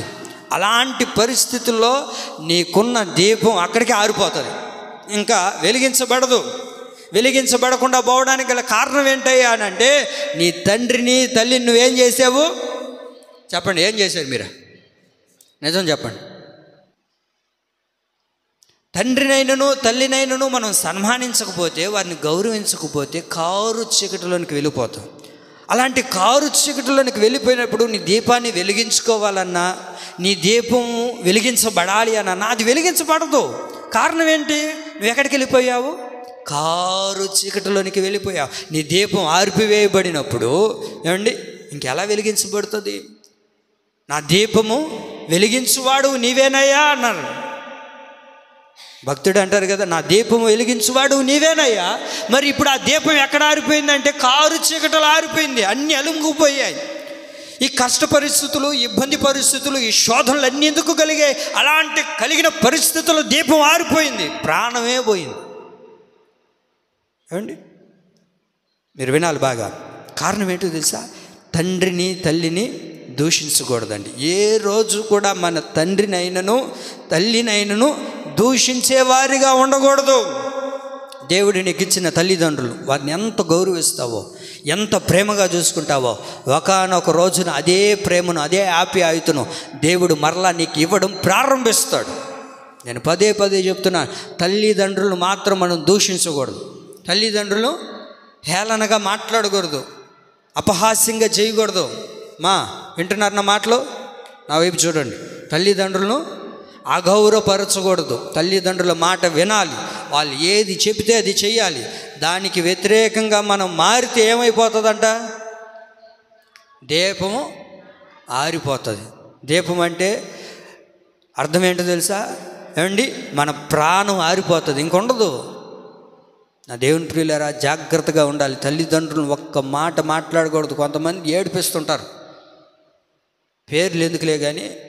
ఒక సిస్టర్ ఉంది నాకు తెలిసిన ఒక అమ్మాయి, తిప్పి కొడితే 14 సంవత్సరాలు ఉండదు. వాళ్ళమ్మనే కొట్టడానికి పోతుంది. కొట్టు, మీ అమ్మను కొట్టు, మీ నాయన కొట్టు, ఎవరినైనా కొట్టు, ఒకరోజు ఉంది. బట్ ఒకరోజు ఉంది, ఆ రోజు ఇద్దరు కొడతారు నేను. అర్థమైందా? అది మనం ఎప్పుడైతే లోబడతామో, మనం ఎప్పుడైతే మన తల్లిదండ్రులకు లోబడి వాళ్ళకి దీనత్వం కలిగి నడిపించబడతామో, దేవుడు నిన్ను మెండుగా నడిపిస్తాడు, ఆశీర్వదించడం ప్రారంభిస్తాడు. ఆమె ఇక్కడ ఏమని రాయబడింది? క్షేమం కలగాలంటే ఎవరెవరిని సన్మానించాలి? ఫస్ట్ ఏమని రాయబడింది? తండ్రిని తల్లిని. మరొక విషయం మీరు బాగా ఇక్కడ వినాలి. ఎవరిని? తండ్రిని తల్లిని. తండ్రిని తల్లిని. తండ్రిని తల్లిని అనగా, తండ్రి అనగా నీవు నేను ఆరాధిస్తూ ఉన్న ప్రభు అయిన యేసుక్రీస్తుని, మన ఆరాధ్య దైవమైన ప్రభులు వారిని, మన కొరకు రక్తాన్ని చిందించి మనల్ని పరిశుద్ధులుగా మార్చిన దేవుణ్ణి మనం సన్మానించడం ప్రారంభించాలి. ఆయన గౌరవించడం ప్రారంభించాలి. ఆయన మాటకు లోబడేటట్లుగా ఉండాలి. చాలామంది ఈ రోజున దేవుణ్ణి దూషిస్తూ ఉన్నారు. దేవుణ్ణి దూషిస్తున్నారు. దేవుడు ఎవరు? మనకు తండ్రి అయి ఉన్నారు కదా. మన తండ్రి అయిన యేసుక్రీస్తు ప్రభుల వారిని మనం దూషిస్తే మనకు క్షేమం కలుగుతుందంటండి. యేసయ్య నాకేం చేశాడు? అసలు దేవుడే కాదు ఆయన, ఆయన ఏమీ చేయలేదు, అసలు ఈ దేవుడిని ఎందుకు నమ్ముకున్నాం? దేవుడు అనేవాడే ఉంటే మాకు ఏదో ఒకటి చేయకూడదా అని మనం ఆరాధ్య దేవుడైన తండ్రిని ఏం చేస్తున్నారు? ఈ రోజున అనేక మంది దూషిస్తూ ఉన్నారు, అపహాస్యంగా మాట్లాడుతూ ఉన్నారు. అలాంటి వారికి క్షేమము ఉండదు. మన తండ్రి అయిన యేసయ్యకు మనం ఎప్పుడైతే అగౌరవపరుస్తామో, గౌరవించకుండా సన్మానించకుండా ఉంటామో, అప్పుడు మనకు క్షేమం ఉండదు. మన తండ్రిని మనం ఏం చేయాలి చెప్పండి? ఈ లోకంలో ఉన్న తల్లిదండ్రులను గౌరవించాలని ఇందాక విన్నాము. ఇప్పుడు ఆత్మీయంగా మన తండ్రి అయిన యేసయ్యను మనం ఏం చేయాలి చెప్పండి? గౌరవించాలి. ఆయన్ని సన్మానించినప్పుడు దేవుడు నీకు క్షేమాన్ని కలుగజేస్తాడు. ఆ తర్వాత ఎవరైనా ఉంది అమ్మా? తల్లి. తల్లి అంటే ఏంటో తెలుసా? సంఘమే మనకు తల్లి అయి ఉంది. సంఘమే మనకు తల్లి అయి ఉంది. ఈ సంఘాన్ని మనం ఏం చేయాలి? గౌరవించాలి. ఈ సంఘాన్ని నువ్వు ఎప్పుడైతే గౌరవిస్తావో, సంఘాన్ని ఎప్పుడైతే సన్మానిస్తావో, సంఘానికి ఎప్పుడైతే నువ్వు ప్రాధాన్యత ఇస్తావో, సంఘంలో ఎప్పుడైతే నువ్వు స్థిరపడతావో, దేవుడు అద్భుతంగా నీకు క్షేమాన్ని ప్రసాదిస్తాడు. చాలామంది ఏం మాట్లాడుతారు తెలుసా? మా సంఘం మంచిది కాదండి. మీ సంఘం చాలా మంచిదండి, మీ సంఘం చాలా బాగుంది, మీ సంఘంలో అన్నీ ఇస్తారంటగా, మీ సంఘంలో అన్నీ పరామర్శిస్తారంటగా. మా సంఘం ఏందో, మా సంఘం ఇంతేను అని అన్నావా? క్షేమం నీ వెంట రాదన్న విషయాన్ని నువ్వు ఆలోచించాలి. వింటున్నారండి? రెండుగా నేను మీకు జ్ఞాపకం చేస్తున్నాను. ఇక్కడ చాలామంది ఏం మాట్లాడతారు? లోకంలో ఉండేవాళ్ళు, ఆ తర్వాత కొంతమంది బిడ్డలు కూడా, నాను మీ అమ్మ ఎంత మంచిదో కదా, మీ అమ్మ అడిగితే రోజు నీకు 100 రూపాయలు ఇస్తుంది. మా అమ్మ కూడా ఉంది, ఎందుకు 5 రూపాయలు ఇమ్మన్నా కూడా ఇవ్వదు. మీ అమ్మ రోజు మీకు ఎప్పుడైనా అడిగితే బిర్యానీ చేసి పెడతలా? మా అమ్మ బిర్యానీ కూడా చేయదు. ఎప్పుడు చూసినా డబ్బులు లేవు అంటే ఎందుకు పుట్టినా మా అమ్మ కడుపులో? మా అమ్మ అంటేనే ఇష్టం ఉండదు. మా అమ్మ ఎప్పుడు చూసినా నన్ను కొడుతూనే ఉంటుంది. మా అమ్మ ఎప్పుడు చూసినా నన్ను దండిస్తూనే ఉంటుంది. మా అమ్మ చాలా చెడ్డది. మీ అమ్మ చాలా మంచిది. మీ నాన్న చాలా మంచివాడు కదా, నువ్వు అడిగిందల్లా కొని తెచ్చి పెడుతుంటాడు, నువ్వు అడిగినదల్లా తెచ్చిస్తుంటాడు. మీ నాన్నకి నువ్వంటే ఎంత ఇష్టమో. మా నాన్న ఉన్నాడు, ఎందుకు ఉపయోగం లేదు. మా నాన్న ఏది అడిగినా ఎప్పుడు ఏదో ఒక సాగు చెప్తాడు. రేపు తెస్తానులే, ఎల్లుండి తెస్తానులే అని చెప్పి మా నాన్న తోసుకుంటూ వెళ్ళిపోతుంటాడు. మా నాన్నకి మేమంటే ఇష్టమే ఉండదు. ఏ కదా మనం మాట్లాడుతుంటాం, ఏ కదా మనం అంటూ ఉంటాం. నా దేవుని ప్రియులారా, నీ తల్లిదండ్రులకు నువ్వంటే ఎంతో ప్రేమ, ఎంతో ఆప్యాయత, ఎంతో గౌరవం. అయితే అదే ప్రేమను మనం ఇవ్వగలుగుతున్నామా? అదే ఆప్యాయతను మన తల్లిదండ్రుల మీద మనం చూపగలుగుతున్నామా? మన సంఘం మీద మనం చూపగలుగుతున్నామా? మా సంఘం మంచిది కాదు, మీ సంఘం మంచిది, మీ సంఘంలో ఇలా ఉండాలి, మా సంఘంలో ఇలా లేరే. సంఘం అంటే తల్లితో పోల్చబడింది. నీ తల్లి సంఘాన్ని నువ్వు ఎంతవరకు ప్రాధాన్యత ఇవ్వగలుగుతున్నావు? నీ సంఘాన్ని ఎంతవరకు నువ్వు గౌరవించగలుగుతున్నావు? నీ సంఘాన్ని ఎంతవరకు నువ్వు ఆప్యాయంగా చూసుకోగలుగుతున్నావు? చూసుకోగలుగుతున్నావండి? మనం ఉంచుకోగలుగుతున్నామా? లేదే. నువ్వు ఎప్పుడైతే అలా చేయగలుగుతావో దేవుడు ఖచ్చితంగా నీకు క్షేమాన్ని ఇవ్వడం ప్రారంభిస్తాడు. తల్లిదండ్రులను మనం ఏం చేయాలి? సన్మానించాలి, గౌరవించాలి. ఈ లోకంలో ఉన్న తల్లిదండ్రుల్ని, అలాగే ఆత్మీయంగా మన తండ్రి అయిన యేసయ్యను, మన తల్లి అనబడుతున్న సంఘాన్ని మనం ఏం చేయాలి? సన్మానిస్తే క్షేమము నీ వెంట వచ్చునుగాక, క్షేమము నీ వెంట పరిగెత్తునుగాక. బైబిల్లో తండ్రి అన్నాడు, బ్రదర్ వినాలి మీరు బాగా, నా వైపు చూడండి. నిద్రపోతున్నావా? నా వైపు చూడాలి. తండ్రి అన్నాడు, బ్రదర్ అబ్బాయి లే మొట్టమొదటి సద్దు ఎక్కువ పోతా ఉన్నారండి. ఎక్కడికి పోతున్నారో తెలియదు. మీరు బాగా బైబిల్లో చూడండి. ఎక్కడికి వెళ్తున్నావు నాన్న అని అడిగిన సందర్భాలు కూడా లేవు. సైలెంట్గా నాన్న పిలిచాడు, వెళ్తా ఉన్నాడు. కొండెక్కారు, ఒక బలిపీఠాన్ని కట్టారు. రాళ్ళు తీసుకురమ్మంటే రాళ్ళు తీసుకొని వస్తున్నాడు, కట్టెలు తీసుకురమ్మంటే కట్టెలు తీసుకొని వస్తున్నాడు. అన్నీ పేర్చిన తర్వాత ఒకే ఒక డౌట్ అడిగాడు, నాన్న అన్నీ సమకూరుస్తున్నాం కదా, అన్నీ చేస్తున్నాం కదా, మరి బలి అర్పించాలంటే గొర్రెపిల్ల ఉండాలి కదా అని అంటే అబ్రహమయ్య గారు అంటారు, ఏమన్నారో తెలుసా? దేవుడు చూసుకుంటాడు నాన్న అని చెప్పి మరలా పని మొదలు పెడుతున్నారు. ఆ తరువాత దగ్గరికి కొడుకుని పిలిచాడు. కొడుకుని పిలిచి కాళ్ళు చేతులు కట్టి తీసుకుని వచ్చి ఆ బలిపీఠం మీద అలా పడుకోబెడుతుంటే ఆ కుమారుడు ఒక్క మాట అంటే మాట్లాడలేదంటండి. మాట్లాడా? ఎందుకు నాకు కాళ్ళు చేతులు కడుతున్నావా అని అన్నాడా? ఎంత విధేయత, ఎంత గౌరవం తండ్రి అంటే.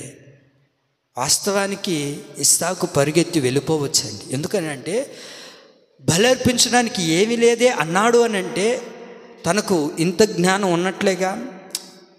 బలి అర్పించేది ఎందుకు, ఎక్కడ, ఏంటి విషయాలన్నీ తెలుసు ఇస్సాకుకి అండి.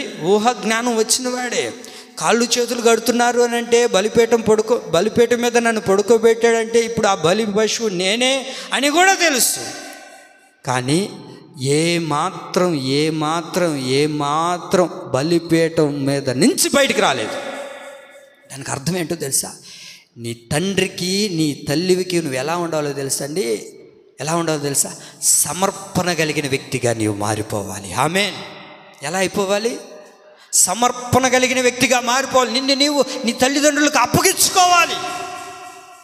నీ స్వతహాగా నాకు అన్నీ తెలుసులే అని అనుకోకూడదు. ప్రతి విషయంలో, నీ చదువు విషయంలో కానీ అండి, నువ్వు చేయాలనుకునే ఉద్యోగ విషయంలో కానీ, నీ పెళ్లి విషయంలో కానీ, నీవు ఎక్కడికి వెళ్ళాలన్న విషయంలో కానీ, నువ్వు ఏది చేయాలన్నా మొట్టమొదటిగా మనం ఏం చేయాలి? తల్లిదండ్రులకు చెప్పేవారిగా ఉండాలి. అనగా నిన్ను నీవు ఎలాగైతే సమర్పించుకోవాలి. ఇస్సాకు ఏం చేశాడు తెలుసా? ఆ తండ్రికి అప్పగించేసుకున్నాడండి, సమర్పించుకున్నాడు. ప్రతిదీ మనం అదే చేయాలి. మనం ఎప్పుడు చేస్తాం తెలుసా? అన్నీ అయిపోయిన తర్వాత అప్పుడు చెప్తాం, నాన్న నేను ఆ ఉద్యోగంలో రేపు పోతున్నాను. ఎప్పుడు? రేపు ఉదయం ఉద్యోగం పోయేటప్పుడు చెప్తుంది మహాతల్లి. అయ్యగారు ఎప్పుడు చెప్తారు? చెప్పండి అమ్మా, సైలెంట్గా ఉన్నారే. ఎప్పుడు చెప్తాడు? రేపు ఉదయం పోయేటప్పుడు చెప్తాడు, నాన్న పలానా ఉద్యోగంలో చేరాలనుకుంటున్నాను, ఎట్టుంటుంది, బాగుంటుందా, నువ్వు ఒక సలహా ఇయ్యి. నీ సలహాలు ఏంది? నేను చేయను కదా. ఇదిగో పలాంది చేయాలనుకుంటున్నాను, ఇదిగో నేను ఇలా వెళ్ళాలనుకుంటున్నాను, ఇదిగో నా చేతిలో ఇంత డబ్బులు ఉంది, ఈ డబ్బుతో ఏం చేయాలి నాన్న, ఇవి చెయ్యం. అంత అయిపోయిన తర్వాత నువ్వు సలహా ఇవ్వకూడదా? తండ్రిగా ఉండవు, నువ్వెందుకు నాక? ఎప్పుడు అంటాం మనం? అంతా అయిపోయిన తర్వాత. ఇస్సాకును మీరు బాగా లోతుగా ఆలోచించండి. ఇస్సాకుని కాళ్ళు చేతులు కట్టి ఆ బలిపీఠం మీద పడుకోబెడితే మారు మాట మాట్లాడట్లేదు. కారణం ఏంటి? తండ్రికి సమర్పించేసుకున్నాడు, తండ్రికి అప్పగించుకున్నాడు. తండ్రి ఏం చేయాలో నీకు తెలుసు కాబట్టి నీకు ఇష్టం వచ్చింది చెయ్యి. నీకు ఏ సలహా ఇవ్వాలో, ఏ మాట మంచిదో, ఏది చెడ్డదో తండ్రి చెప్పేవాడు కదంటండి, తల్లి చెప్పేది కదంటండి. మనం అది చేయగలుగుతున్నామా? ఈ రోజున మన తండ్రి అయిన దేవుడికి మనల్ని మనం సమర్పించుకోగలుగుతున్నామా? సంఘానికి మనల్ని మనం సమర్పించుకోగలుగుతున్నామా? ఎప్పుడు చెప్తాం పాస్టర్కి? చెప్పండి, ఎప్పుడు చెప్తాం? అంత అయిపోయిన తర్వాత చెప్తాం పాస్టర్కి. అంత అయిపోయిన తరువాత దేవునికి చెప్తాం. కానీ ఇస్సాకు ఏం చేశాడు? తండ్రికి సమర్పించుకున్నాడు, తండ్రికి అప్పగిచ్చేసుకున్నాడు. మనం అది చేయలేకపోతున్నాం. అందుకనే మనకు క్షేమం లేదు. మీరు ఆ తర్వాత చూడండి. అబ్బో అద్భుతం ఏంటో తెలుసా?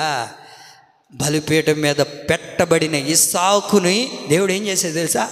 ఆ తదుపరి క్షేమం తన వెంట వచ్చేటట్లుగా ప్రభు చేశాడు. చెప్పలు కూడా దేవుడు నామని మహిమపరుద్దాం. దేవుడికి మహిమ కలుగును గాక. బైబిల్లో చూడండి, ఆ రోజు వెంటాడిన క్షేమం ఇస్సాకును తను చనిపోయేంత వరకు తను వీడిపోలేదండి. శత్రువుల మధ్యలో నిలబడ్డాడు.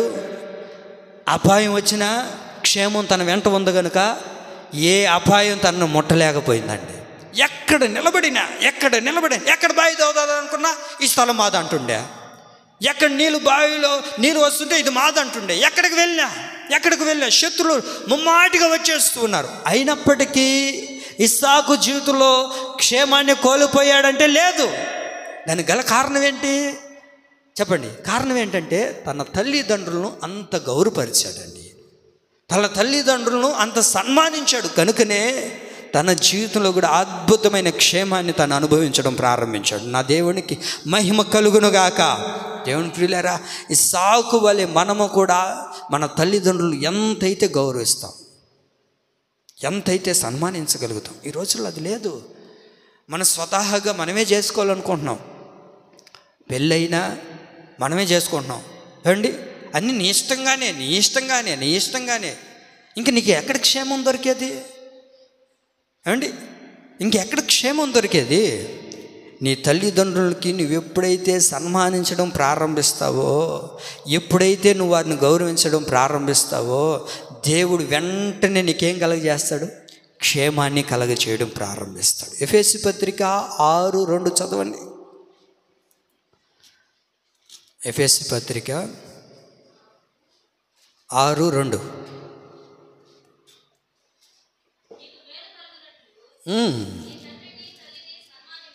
నీకు మేలు కలుగునట్లు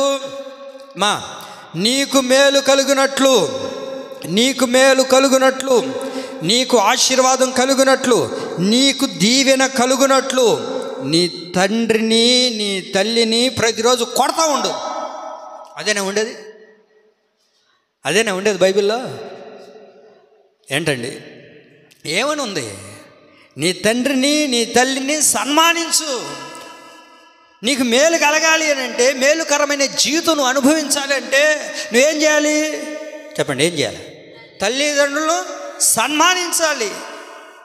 నాకు మేలు జరగట్లేదే, నేను మేలు అనుభవించట్లేదే అని అంటే నీకు మేలు ఎట్టొస్తుంది? నీకు మేలు ఎలా వస్తుంది? నీకు మేలు ఎలా దొరుకుతుంది? నీకు దీవెన ఎలా దొరుకుతుంది? నీ తల్లిదండ్రులను సన్మానిస్తే కదా, నీ తల్లిదండ్రులను గౌరవిస్తే కదా. కష్టపడి ఏమండి నడుమోర్చి ఎండనక వాననక చల్లనక ఎంతో కష్టపడి రూపాయి కూడబెట్టి ఇంతటి వారిని చేస్తే ఈ రోజున మనం పరామర్శించగలుగుతున్నారా? నా దేవుని ప్రియులారా, నువ్వు దేవుని బిడ్డవైతే నువ్వేం చేస్తావు తెలుసా?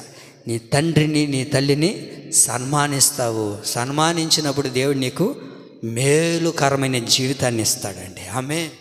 మేలుకరమైన జీవితాన్ని దేవుడు మనకు అనుగ్రహించినప్పటికీ మనం గుర్తుపట్టం.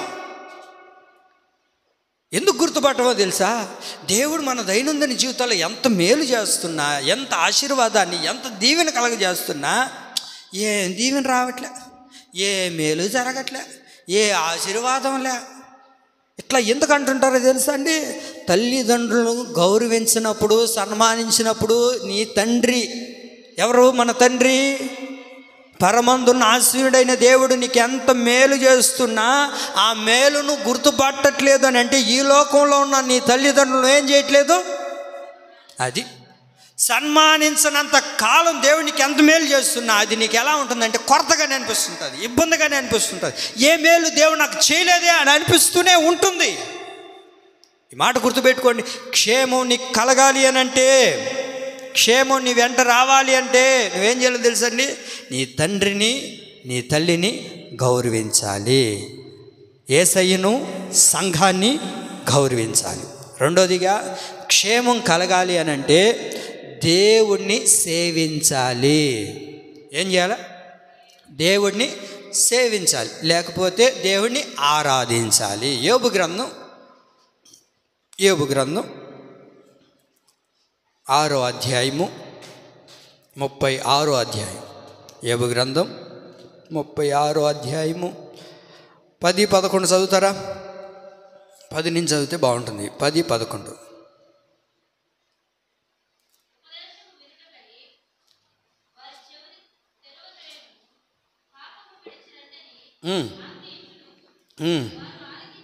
వారు ఆలకించి ఆయనను సేవించిన యెడల తమ దినములను క్షేమముగాను తమ సంవత్సరములను సుఖముగా వెళ్ళబుచ్చుదురు. సుఖముగా ఉండాలి అనంటే, నెమ్మదిగా ఉండాలి అనంటే దేవుణ్ణి సేవించే వారిగా ఉండాలి. ఆయనను సేవించిన యెడల మన సంవత్సరముల్లో మన దినముల్లో మన వెంట ఉండేదేంటో తెలుసా? క్షేమము. ఎప్పుడయ్యా ఈ క్షేమం కలుగుతుంది అని అంటే నువ్వు దేవుణ్ణి సేవించాలి, దేవుణ్ణి ఆరాధించాలి, దేవుణ్ణి పూజించాలి. మనం దేవుణ్ణి ఆరాధిస్తున్నామా? దేవుణ్ణి పూజించగలుగుతున్నామా? దేవుణ్ణి సేవించి ఆరాధించే వారిగా మనం ఉండగలిగితే, దేవుని ప్రియులారా, దేవుని ఎప్పుడైతే నువ్వు సేవించి ఆరాధిస్తావో క్షేమం అనేది మన వెంట ఉంటుంది. ఎప్పుడు దేవుణ్ణి సేవిస్తూ ఉంటాం, ఎప్పుడు దేవుణ్ణి ఆరాధిస్తూ ఉంటాము అని అంటే ఆదివారం 1-2 గంటల సేపు దేవుణ్ణి ఆరాధించి వెళ్ళిపోతే సరిపోతుందా? చెప్పండి అండి. దేవుని ఆరాధించి వెళ్ళిపోతే సరిపోతుందా? దేవుని సేవించి వెళ్ళిపోతే సరిపోతుందా? వాస్తవానికి ఆరాధన అంటే ఏంటి? సేవించడం అన్నా, ఆరాధించడం అన్నా, పూజించడం అన్నా ఒకటే. వాస్తవానికి సేవించడం, ఆరాధించడం అంటే ఎప్పుడు చెప్పండమ్మా. ఆరాధించడం, సేవించడం అంటే ఎప్పుడు? ఆదివారం 11 గంటలకి ఒక 5 నిమిషాలు ఆరాధన చేస్తే సరిపో. ఆరాధన, సేవించడం అంటే ఏంటో తెలుసా? ఆరాధించడం, సేవించడం అంటే మనం బ్రతికినంత కాలం దేవుణ్ణి సేవించడమే ఆరాధించడం. 1 గంట సరిపోదు, ఒక 5 నిమిషాలు సరిపోదు, లేకపోతే ఒక 2 నిమిషాలు, అది కాదు. ఆరాధన అంటే మనం బ్రతికినంత కాలం, మనం జీవించినంత కాలం మనం దేవుని ఆరాధించి సేవించేవారిగా, స్తుతించేవారిగా, పూజించేవారిగా మనం ఉంటే దేవుడు మనకు క్షేమాన్ని ఇస్తాడు. దేవుడు నాకు క్షేమాన్ని ఇవ్వట్లేదని అంటే నువ్వు దేవుని సేవించగలుగుతున్నావా? దేవుని ఆరాధించగలుగుతున్నావా? దేవుని పూజించగలుగుతున్నావా? దేవుని ఆరాధించాలంటే, పూజించాలంటే, సేవించాలంటే నిండా తలస్నానం చేయాలి. షిక్ షాంపు వేసుకొని 4 సార్లు 4 షిక్ షాంపులు వేసుకొని తలస్నానం చేసి పట్టు చీర కట్టుకొని, పొగట కొట్టుకొని, సెండు కొట్టుకొని వచ్చి ప్రభువా స్తోత్రం నాయన అంటే సరిపోతుందా? అదే నీ ఆరాధన. ఏమండి, అలా చేస్తే సరిపోతుంది అంటండి? అలా చేస్తే సరిపోతుందా? చెప్పండి అండి, సైలెంట్గా ఉన్నారేంటి? ఆరాధన అంటే నువ్వు జీవించినంత కాలము కూడా, మనం బ్రతికినంత కాలము దేవుణ్ణి సేవిస్తూనే ఉండాలి, దేవుని పూజిస్తూనే ఉండాలి, దేవుని మహిమపరిచే వారిగానే ఉండాలి. ఇది మనం చేయాలండి. అయ్యా, ఇంతకీ దేవుని సేవిస్తే మాకేం కలుగుతుంది, మనకేం కలుగుతుంది అంటున్నారు? క్షేమం కలుగుతుంది అంటున్నారు. దేవుని ఆరాధించినప్పుడు, దేవుని సేవించినప్పుడు దేవుడు మనకు క్షేమాన్ని ఉంచుతానని ప్రభు సెలవిస్తూ ఉన్నాడు. అందుకనే బైబిల్లో ఒక వ్యక్తిని మనం బాగా గమనించగలిగితే, అందరూ ఒక దగ్గర కూడుకున్నారు, దేవుని ప్రజలందరూ ఒక దగ్గర కూరుకొని, ఇప్పుడు అందులో నుంచి ఒక వ్యక్తి, ఒక దైవజనుడు అంటారు, ఇదిగో మీరు ఎవరినైనా సేవించుకోండి, మీరు ఎవరినైనా పూజించుకోండి, మీకు ఇష్టం వచ్చినట్లుగా బ్రతకండి అబ్బాయి. నేను చెప్పి చెప్పి చెప్పి చెప్పి చెప్పి చెప్పి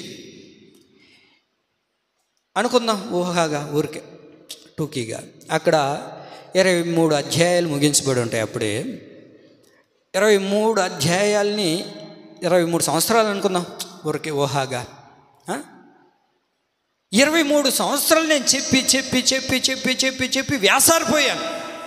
దేవుడు నన్ను ఎప్పుడైతే నిలబెట్టిన 23 సంవత్సరాలు చెప్పి చెప్పి చెప్పి చెప్పి వ్యాసారిపోయాను. నా వల్ల కాదు ఇంకా.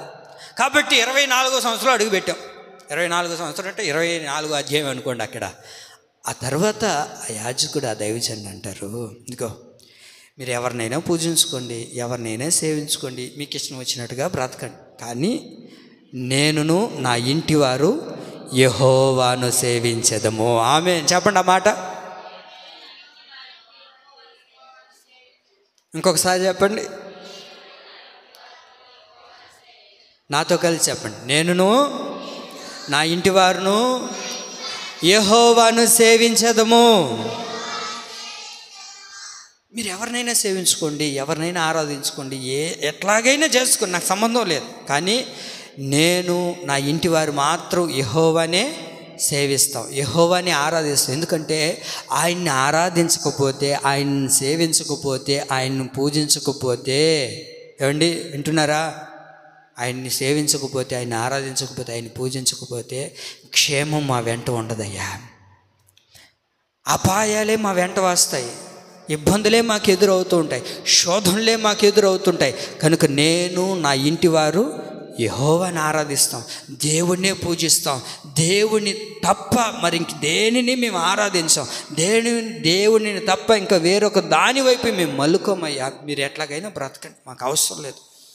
ఎందుకనంటే దేవుని యొక్క క్షేమం ఎలాంటిదో మా కళ్ళారా మేము చూసాం. ఆయన క్షేమం ఎలా ఉంటుందో అన్నీ మాకు తెలుసు. ఐగుప్తులో ఉన్నప్పుడు ఎన్ని ఇబ్బందులు పడ్డాం, ఎన్ని కష్టాలు పడ్డాం, ఎన్ని అవమానాలు పడ్డాం, ఎన్ని ఇబ్బందులు పడ్డాం. ఆ రోజున మాకు క్షేమం లేదే. దేవుని ఎరగక ముందు మాకు క్షేమం లేదు, అపాయకరమైన పరిస్థితుల్లోనే బ్రతుకుతున్నాం. ఇప్పుడు దేవుని నీడలోనికి వచ్చిన తర్వాత, ఇప్పుడు దేవుని సేవించకపోతే, క్షేమం లేకపోతే మా జీవితాలు ఏమైపోతాయో, మా పరిస్థితులు ఏమవుతాయో మాకు తెలుసు. కాబట్టి మేమైనా, మా బిడ్డలైనా, మా కుటుంబం అయినా క్షేమంగా ఉండాలి అని అంటే దేవుణ్ణి సేవించాలి, దేవుణ్ణి ఆరాధించాలి. అదే చేశారండి యెహోషువ మాట అంటారు, నేనును నా ఇంటి వారు యెహోవానే సేవిస్తాం. ఈ రోజున ఎవడైనా మిమ్మల్ని అడిగితే, ఎందుకని మీరు యేసయ్యను సేవిస్తూ ఉన్నారు, యేసయ్యను ఎందుకని మీరు ఆరాధిస్తూ ఉన్నారు, యేసయ్యను ఎందుకని మీరు పూజిస్తున్నారని ఎవరైనా మిమ్మల్ని అడిగితే, యేసయ్యను మేము సేవిస్తున్నది ఎందుకో తెలుసా? యేసయ్యను సేవించినప్పుడు దేవుడు మాకు క్షేమాన్ని ఇస్తాడు. ఏమిస్తాడు ఆయన? అది ఈ రాత్రి మీరు ఒకటి గుర్తుపట్టండి. ఇదిగో అల్లంత దూరంలో కనబడుతున్న పోరుమావిల్ల, ఆ కొండ ఎక్కి దిగిపోయి వచ్చినా సరే నాకు దేవుడు క్షేమాన్ని ఇస్తాడు. ఆ నమ్మకం నీకుందా అని అడగండి ఎవరినైనా. ఏం చెప్తారు? అంత దమ్ము, అంత ధైర్యం మాకు లేదయ్యా. నేను చెప్పగలుగుతాను ఒక క్రైస్తవుడిగా, నేను చెప్పగలుగుతాను దేవుణ్ణి ఆరాధిస్తున్న, దేవుణ్ణి సేవిస్తున్న వాడినిగా. ఏంటో తెలుసా? దేవుడు నాకు క్షేమాన్ని ఇస్తాడు. ఇలాంటివేంటి, ఎన్ని దారుల్లో వెళ్ళినా, ఎన్ని ఇబ్బందుల పరిస్థితుల్లోనికి వెళ్ళినా నా దేవుడు నాకు క్షేమాన్ని కలగజేస్తాడు.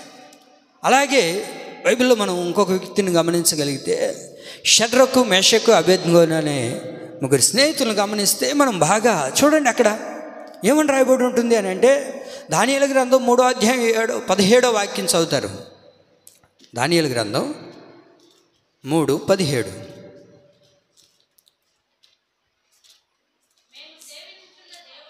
మేము సేవించుచున్న దేవుడు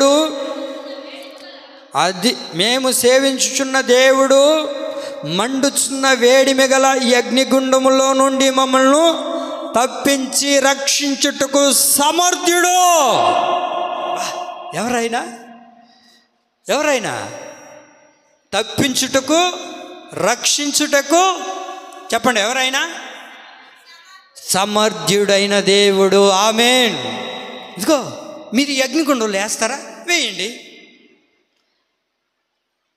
మీరు మమ్మల్ని చంపేస్తారా? చంపేయండి. మమ్మల్ని ఇబ్బంది పాలు చేస్తారా? చెయ్యండి. మీరు ఏవి చేసినా సరే మమ్మల్ని తప్పించుటకు, రక్షించుటకు మేము సేవించుచున్న మా దేవుడు ఎవరో తెలుసా? సమర్థ్యుడు. ఆయన మమ్మల్ని రక్షిస్తాడు, ఆయన మమ్మల్ని బ్రతికిస్తాడు. ఇదిగో ఈ అగ్నిగుండంలో నుంచి దేవుడు మమ్మల్ని తప్పిస్తాడు, మమ్మల్ని బయటికి తీసుకొని వస్తాడు. ఎందుకో తెలుసా? మా దేవుడు ఎవరో తెలుసా? మమ్మల్ని తప్పించుటకు, రక్షించుటకు సమర్థుడైన దేవుడు. ఆమేన్. ఆయన్ను సేవిస్తూ ఉన్నావు అనుకోండి, ఆయన్ను పూజిస్తున్నావు అనుకోండి, దేవుడు నీకు క్షేమం కలుగజేస్తాడండి. షడ్రకు, మేషకు, అబేద్నెగోలు ఎక్కడికి వెళ్ళారు? అగ్నిగుండంలోనికి వెళ్ళారు. అగ్ని గంధకాల మధ్యలో ఉన్నప్పటికీ అగ్ని గంధకం వారిని కాల్చివేసిందా? చెప్పండి, కాల్చివేసిందా? ఎంత అద్భుతమైన మాట అంటే, వారి వస్త్రం కూడా చెప్పండి కాలలేదు, వాసన కూడా రాలేదంటే. అబ్బబ్బబ్బో, ఎంత గొప్ప దేవుడో కదంటండి. అగ్నిగుండంలో నడిపించిన అగ్నిగుండంలో నువ్వు ఉన్నా సరే దేవునికి ఏం కలగజేస్తుంది? క్షేమాన్ని కలగజేస్తాడు. ఆమేన్. అది మనం ఏం చేయాలి? గుర్తుపట్టాలి, ఆలోచించాలి. ఒక చిన్న మాట నేను మీకు జ్ఞాపకం చేస్తాను, చూడండి. ఏంటంటే ఒక వ్యక్తి సముద్రం ఆ ఒడ్డును నడుచుకుంటూ వెళ్తున్నాడు. ఒక వ్యక్తి సముద్రం ఒడ్డును నడుచుకుంటూ వెళ్తున్నాడు. ఆ వ్యక్తితో పాటు దేవుడు కూడా నడుచుకుంటూ వస్తూ ఉన్నాడు. ఈ రెండు విషయాలు ఇక్కడ జరుగుతున్నాయి. ఆత్మీయుడు, యేసయ్య, వీళ్ళు ఇరువురు కూడా ఆ సముద్రం ఒడ్డును నడుచుకుంటూ వెళ్తే దేవుడు కనబడట్లేదు కానీ అడుగులు మాత్రం కనబడుతున్నాయి. దేవుడు కనబడట్లేదు కానీ అడుగులు మాత్రం కనబడుతున్నాయి. కనబడుతూ ఉంటే అడుగులు అడుగేసుకుంటూ చాలా చక్కగా వెళ్ళిపోతూ ఉన్నాడు. ఎంతో సురక్షితంగా వెళ్ళిపోతున్నాడు. ఈ వ్యక్తి అంటారు, యేసయ్యా, నీ అడుగులను చూస్తూ నేను ఎంత అభ్యాయంగా పోతున్నాను ప్రభువా, నీ అడుగులు చూస్తుంటే ఎంత సంతోషంగా పోతున్నాను ప్రభువా. అబ్బా, నీ అడుగుల్లో నేను నడుస్తుంటే చాలా సంతోషంగా ఉంది, ఆనందంగా ఉంది. అబ్బో, చెప్పలేకపోతున్నాను ప్రభువా. అయితే ఇంకొంచెం దూరం వెళ్ళిన తర్వాత రాళ్ళు వచ్చాయంట. యేసయ్య పాదాలు కనబడట్లేదు కానీ యేసయ్య మాత్రం అతనితోనే ఉన్నాడు. సరే, రాళ్ళే కదా అనుకుంటూ ఆ రాళ్ళ మధ్యలో కూడా నడుచుకుంటూ వెళ్ళిపోయాడంట. మరి కొంత దూరం వెళ్ళిన తర్వాత ముళ్ళ కంపలు వచ్చాయంట. ముళ్ళ కంపలు వచ్చిన తర్వాత, ప్రభువా, ఇందాకేమో నువ్వు నాకు కనబడ్డావు, నీ అడుగులు వేసుకుంటూ వచ్చాను, ఇప్పుడు నీ పాదాలు కూడా నాకు కనబడట్లేదు, నీ అడుగులు కూడా నాకు కనబడట్లేదే, నేను ఇప్పుడు ఈ ముళ్ళుల మీద ఎలా వెళ్ళాలయ్యా? మీరు అక్కడ గమనించాల్సింది ఏంటంటే, దేవుని యొక్క పాదాలు కనబడినప్పుడు ఏమయ్యాడు? సురక్షితంగా వెళ్ళాడు. ఇప్పుడు రాళ్ళ మీద, ముళ్ళల మీద కనబడినప్పుడు భయం వేసింది, ఆందోళన చెందుతున్నాడు. ఇప్పుడు నేను ఎలా క్షేమంగా వెళ్ళగలుగుతాను ఈ మార్గంలో? దేవుని ప్రియులారా, అతను గమనించాల్సింది ఏంటంటే, పాదాలు కనిపించినా కనబడకపోయినా అతనితో ఉన్నవాడు ఎవరో తెలుసా? సమర్థుడైన దేవుడు. దేవుడు అంటారు, బ్రదర్, ఎందుకు భయపడుతున్నావు? ఈ రాళ్ళ మధ్యలో, ఈ ముళ్ళల మధ్యలో నిన్ను నడిపించగలిగిన దేవుణ్ణి నీతో ఉన్నాను. నువ్వు చూస్తున్నది ఏంటో తెలుసా? ముళ్ళ కంపలను చూస్తున్నావు, నువ్వు చూస్తున్నది రాళ్ళను చూస్తున్నావు, అపాయమైన వాటిని చూస్తున్నావు. అయితే నువ్వు నన్ను గుర్తుపట్టలేకపోతున్నావు. నువ్వు నన్ను చూస్తే ఎలా వెళ్తావో తెలుసా? సంతోషంగా వెళ్ళగలుగుతావు, నెమ్మదిగా వెళ్ళగలుగుతావు. కారణం ఏంటో తెలుసా? నేను నీకు క్షేమాన్ని కలగజేస్తాను. అందుకే కదా వాళ్ళు అంటారు, ఈ అగ్నిగుండంలో మేము వెళ్ళినప్పటికీ మమ్మల్ని రక్షించుటకు మా దేవుడు సమర్థుడైన వాడు. ఆమేన్. కాబట్టి మనం ఏం చేయాలో తెలుసా?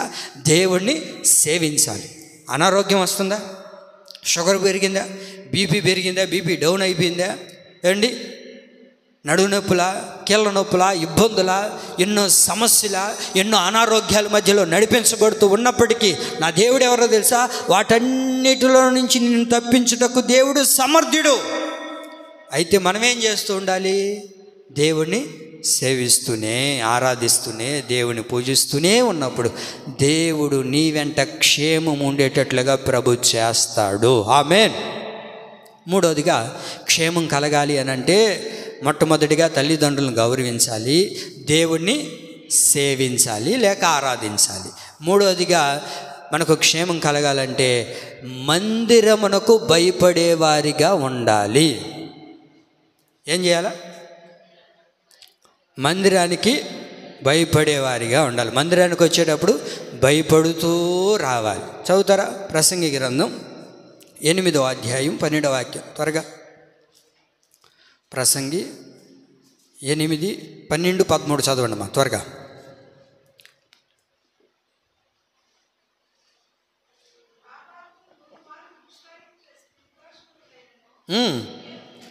దేవుని యందు భయభక్తులు కలిగి ఆయన సన్నిధికి భయపడువారు క్షేమముగా నుందురనియు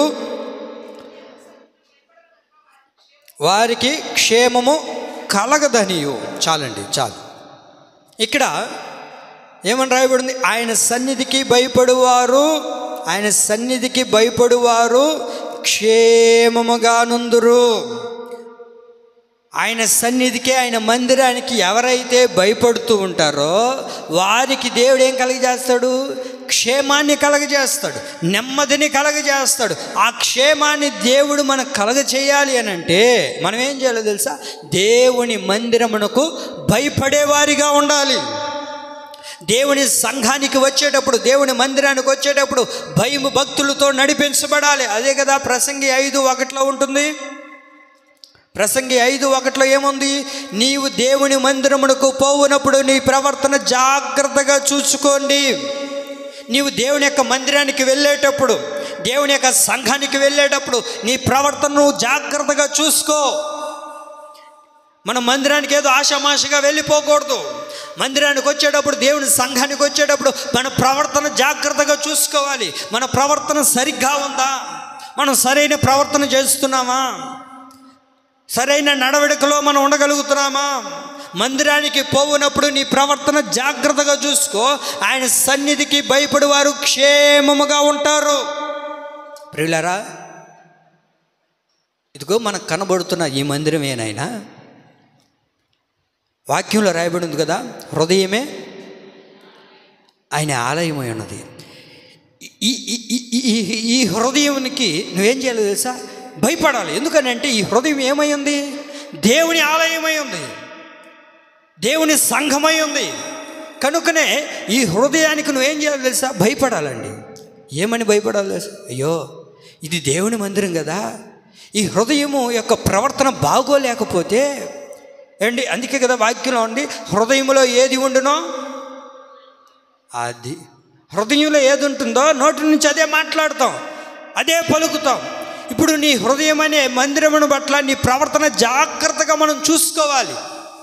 మనం జాగ్రత్తగా దీన్ని కాపాడుకోవాలి. ఈ హృదయం అనే మందిరాన్ని, లేకపోతే మనకు దేవుడు అనుగ్రహించిన మందిరాన్ని వచ్చేటప్పుడు కానివ్వండి, లేకపోతే మందిరంలో నడిపించబడేటప్పుడు మనం భయభక్తులతో ఉన్నప్పుడు దేవుడు మనకేం కలగజేస్తాడు తెలుసా? క్షేమాన్ని ప్రభు కలగజేస్తాడు. మందిరానికి వెళ్ళేటప్పుడు ఎలా రావాలి చెప్పండి? ఎలా రావాలి? భయభక్తులతో రావాలి. కారణం ఏంటి? మందిరంలో ఎవరున్నారు? నీవు నేను ఆరాధిస్తున్న ప్రభు అయిన యేసుక్రీస్తు సంచరిస్తూ ఉన్నారు. ఎక్కడ సంచరిస్తూ ఉన్నారు అని అంటే వాక్యంలో రాయబడింది, ఎక్కడైతే 2 లేక 3 కూడి ఉంటారో వారి మధ్యలో నేను ఉంటాను అన్నారు. మీరు బాగా ఆలోచించాల్సిన విషయం ఏంటంటే, అప్పటికే యేసయ్యని సిలువకు అప్పగించారు. యేసయ్య సిలువలో వేలాడుతూ ఉన్నాడు. యేసయ్య సిలువలో వేలాడుతూ ఉంటే కుడి పక్కన ఒకడు, ఎడం పక్కన ఒకరు ఉన్నారు. ఒకడు అంటాడు, అయ్యా అయ్యా, నువ్వు నిజంగా దేవుని కుమారుడు కదా, నువ్వు నిజంగా దేవుని కుమారుడు కదా. ఇదిగో నేను చేసిన పాపాలు ఎన్నో ఉన్నాయి, నేను చేసిన ఎన్నో దోషాలు ఉన్నాయి, కాబట్టి నన్ను దయతో క్షమించు. నీ రాజ్యం వచ్చినప్పుడు నన్ను జ్ఞాపకం చేసుకోయ్యా, నీతో పాటు నన్ను తీసుకువెళ్ళయ్యా అని పశ్చాత్తాపడుతూ ఏడుస్తూ గోజారుతూ దేవుణ్ణి అడుగుతూ ఉన్నాడు. ఒకడున్నాడు, ఆడంటాడు, నువ్వు నిజంగా దేవుని కుమారుడివి అయితే నిన్ను నీవు రక్షించుకొని మమ్మల్ని కూడా రక్షించకూడదంటయ్యా. నీవు దేవుని కుమారుడు అయితే నిన్ను నీవు రక్షించుకోకూడదు, నీకే క్షేమం లేదే, నువ్వేం లోకాన్ని రక్షిస్తావు. మరొక వ్యక్తి అంటాడు, రాయ్, మనకిది తగినదే, ఇది తగినది, ఇది మనకు రావాల్సింది, ఇది మనకు సంభవించింది, ఇది మనకు జరగాల్సిందే. ఎందుకంటే మనం అంత వ్యతిరేకమైన కార్యాలు చేసాం, పాపపు కార్యాలు చేసాం, చెడు కార్యాలు చేసాం. ఇది మనకు తగింది అబ్బాయి. కాకపోతే ఆయనలో ఏ మచ్చైనను మడతైనను లేదు, ఆయనలో ఏ పాపము ఏ కోణాన కూడా లేదు. ఆయన దీనికి తగిన వాడు కాదు. అందుకే అయ్యా నీ రాజ్యం వచ్చినప్పుడు నన్ను జ్ఞాపకం చేసుకో, అయ్యా నీ రాజ్యం వచ్చినప్పుడు నన్ను జ్ఞాపకం చేసుకో అని తన ప్రవర్తనను దేవుని దగ్గర ఒప్పుకున్నాడు. ఇక్కడ మీరు బాగా గమనించాల్సింది ఏంటంటే, ఆ ఇరువురు దొంగల మధ్యలో ఎవరున్నారు అని అంటే దేవుడున్నాడు. ఆ ఇరువురు మధ్యలో ఎవరున్నారు? దేవుడున్నాడు. దేవుడున్నాడు అంటే మందిరంలో దేవుడు సంచరిస్తూ ఉంటారు. ఏమండి, ఇద్దరు ఉంటారు మందిరాల్లో. నీతిమంతులు ఉంటారు, అనీతిమంతులు ఉంటారు, పాపాత్ములు ఉంటారు, దుర్మార్గులు ఉంటారు, యథార్థవంతులు ఉంటారు. అయితే మనల్ని మనం ఒప్పుకోవాలి దేవుని దగ్గర. ప్రభా దయతో నన్ను క్షమించయ్యా, నీ మందిరానికి వచ్చాను, నీ సన్నిధిలోనికి వచ్చాను ప్రభా అని దయతో దేవుని దగ్గర మనం చేసుకోగలిగితే దేవుడు మనల్ని ఏం చేస్తాడు తెలుసా? క్షమించి ఆయన రాజ్యానికి వారసులుగా ప్రభు మనల్ని మారుస్తాడు. అయితే మనం అది చెయ్యం, మనం అది మాట్లాడం. దేవుని దగ్గరకు వచ్చినప్పుడు ఏదో పోతున్నాంలే వస్తున్నాంలే అన్నట్లుగా మన ప్రవర్తన మార్చుకోకుండా ఉన్నంతకాలం దేవుని రాజ్యానికి వారసుడుగా మనం మార్చబడలేం. దేవుని రాజ్యానికి వారసులుగా మనం పిలువబడాలి అని అంటే మన ప్రవర్తనను మనం మార్చుకోవాలి. దేవుని సంఘానికి వచ్చేటప్పుడు మన మాట మారాలి, మన మాట మారిపోవాలి, మన నడవడిక మారిపోవాలి, మన తలంపులు మారిపోవాలి. ఇవన్నీ మారాలి. మారకుండా నువ్వెన్ని దినాలు సంఘానికి వచ్చిన వ్యర్థమే.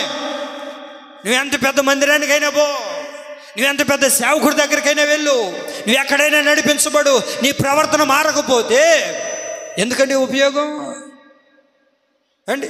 ఉపయోగం అంటారు అది. మన ప్రవర్తన మారాలి కదా, మన నడవడిక మారాలి కదా, మన తలంపులు మారాలి కదా. ఇవి మారితే దేవుడు అద్భుతంగా మనల్ని ఆశీర్వదించడం ప్రారంభిస్తాడు. క్షేమం మన వెంట వచ్చేటట్లుగా మారుతుంది.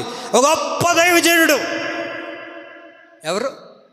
గొప్ప దైవజనుడు. బ్రదర్ లేచి నడు అంటే నడవాలి అంతే. ప్రసంగంగా చేస్తే 3000 మంది మారిపోతారు అంతే. ఏంటట?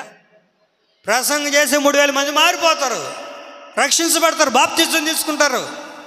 లేచి నడు అంటే నడుస్తాడు. అంత గొప్ప దైవజనుడు ఆయన, అంత శక్తి కలిగిన దైవజనుడు. అయితే ఆయన సంఘంలోనే ఉండరు ప్రవర్తన మార్చుకునే వాళ్ళు. ఏమండి, మేము ఎవరి దగ్గరకు పోతున్నాం తెలుసా? చర్చిక. మా పాస్టర్ ఎవరో తెలుసా? పేతురు పాస్టర్. చాలా గొప్ప దైవజనుడు, యేసయ్యతో నడిచినవాడు, నీటి మీద నడిచినవాడు. అంత పెద్ద మందిరానికి పోతున్నాం మేము. మా చర్చికి ఎంతమంది వస్తారో తెలుసా? అప్పటికే ఎంతమంది రక్షించబడ్డారంటే ఆయన ప్రసంగం చేస్తే 3000 మంది రక్షించబడ్డారండి. అండి సరే అనుకుందాం, ఒక 3000 మంది చర్చి అంటే ఎంత పెద్ద మందిరం అండి? అంత పెద్ద మందిరానికి పోతూ బతుకు మార్చుకోకపోతే ఎందుకో? మార్చుకోవాలే లేదంటారు. ఏంటండి ఏమో నాకు కూడా తెలియదు, కొత్తగా ఉంది, నేను కూడా ఇప్పుడే అంటున్నాను. దేవుడు మాట్లాడుతున్నాడు. ఆమె ఎంత పెద్ద సంఘానికి నువ్వు వెళ్ళినా, ఎంత పెద్ద పాస్టర్ దగ్గరికి వెళ్ళి బతుకు మార్చుకోకపోతే ఎందుకు?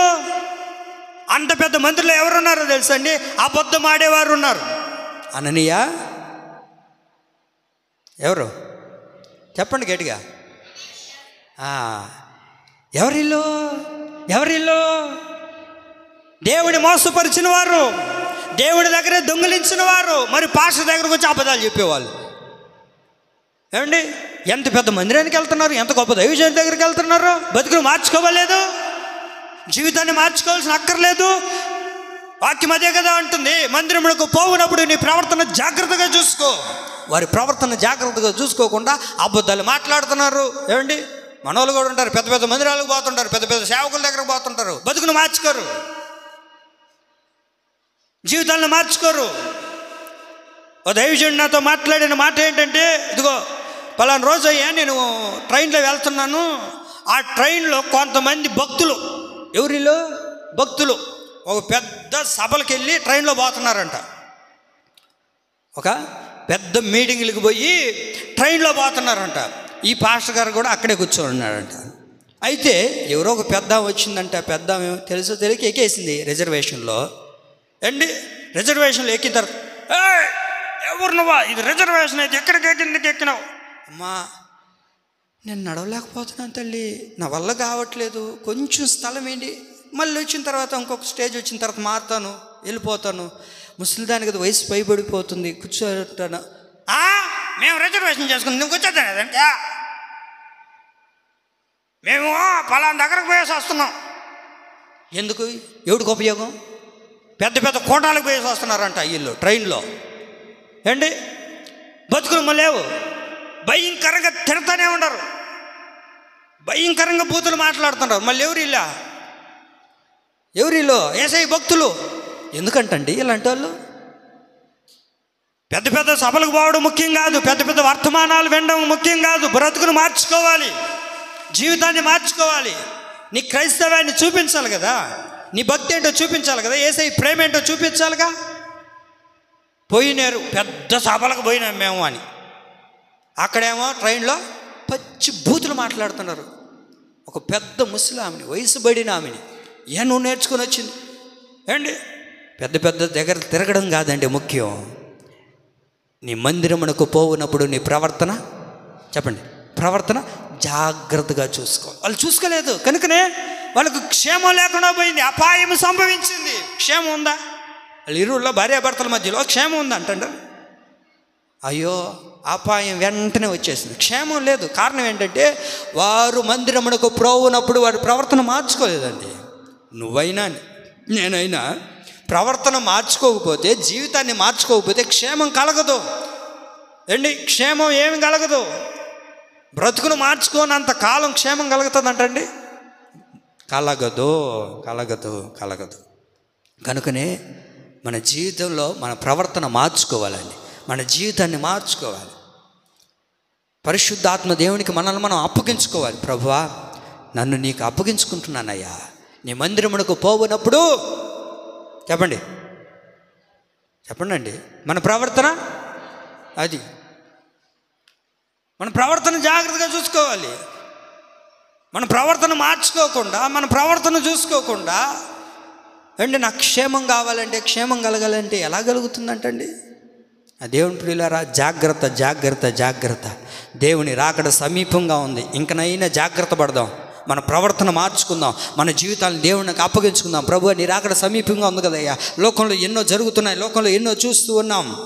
కనుక ప్రభువా, మాకు పరిశుద్ధతనివ్వండి అయ్యా, మమ్మల్ని మార్చు ప్రభువా, ఆ పరిశుద్ధతలో నడిపించు ప్రభువా. ఏవండి, ఎప్పుడు దేవుని రాకడ వస్తుందో తెలియదు. కనురెప్ప పాటులో దేవుని రాకడ రాబోతుంది, అంతే. కనురెప్ప పాటులోనే దేవుని రాకడ జరగబోతుంది. ఆ కనురెప్ప పాటులోనే మనమందరము ఆయన మహిమను పొందుకొని ఆయనతో పాటు ఎత్తబడుదుముగాక, ఆయనతో పాటు యుగయుగాలు ఉందుముగాక. ఆ రాకడకు ప్రభు మనల్ని సిద్ధపరచునుగాక. పరిశుద్ధాత్మ దేవుడి ఒక పవిత్రతను ప్రభు మనకు అనుగ్రహించునుగాక. ఆయన క్షేమం మనకు తోడుగా ఉండునుగాక. కాబట్టి ఏం చేద్దాం? మన ప్రవర్తన మార్చుకుందాం, సరి చేసుకుందాం అండి. ఎందుకంటే రోజులు మంచివి కాదు. కనుకనే ప్రభు అంటారు, నేను మీకు క్షేమం కలగజేస్తాను. కనుక ప్రభు ఈ నెలలో మనకు క్షేమాన్ని కలగచేయునుగాక. ఆయన క్షేమమే మనతో ఉండునుగాక. ఆయన క్షేమాధారమే మనకు దిక్కు మొక్కై ఉండునుగాక. ఆమేన్. ఈ నా దేవుని మాటలు మనందరి వినికిడిలో పరిశుద్ధాత్మ దేవుడు నీరు కట్టి ఫలింపచేయునుగాక. ఆమేన్.